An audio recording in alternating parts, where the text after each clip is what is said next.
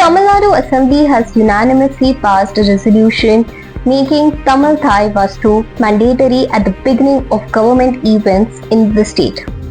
The resolution was moved by Chief Minister C. Joseph Vijay and received support from multiple parties including the opposition DMK and AIADMK. Under the resolution, Tamil anthem will be sung first at programs held in educational institutions, universities, government offices and public sector undertakings across Tamil Nadu. Vijay said the government would not compromise on Tamil Nadu's linguistic and cultural rights. He described Tamil as more than a language, calling it a part of state's life and emotions. He also said the mother tongue was as pure as one's mother.